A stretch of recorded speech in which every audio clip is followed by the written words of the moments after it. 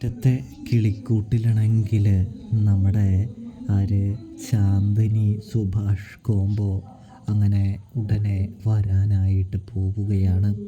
ശാന്തിനിയെ സുഭാഷിന് വേണ്ടി സഹോദരൻ തന്നെ വിവാഹാലോചന നടത്തുകയാണ് എന്ന് കാണാൻ സാധിക്കും.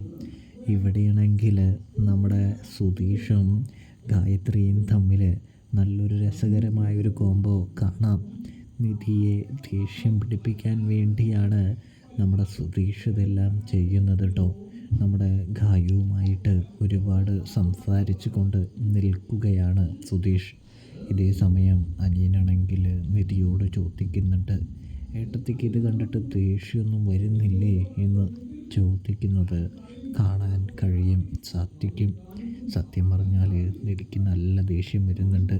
നിധിയാണെങ്കിൽ ദേഷ്യമെല്ലാം മനസ്സിലടക്കി പിടിച്ചുകൊണ്ട് തന്നെ നിൽക്കുകയാണ് എന്ന് കാണാൻ സാധിക്കുന്നുണ്ട്.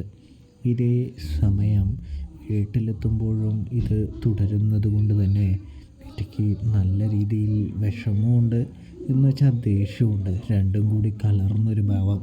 സത്യം പറഞ്ഞാൽ നിധിയുടെ മനസ്സിൽ സുധീഷുണ്ട് എന്ന് കാണാനായിട്ട് സാധിക്കും. അപ്പോൾ സബ്സ്ക്രൈബ്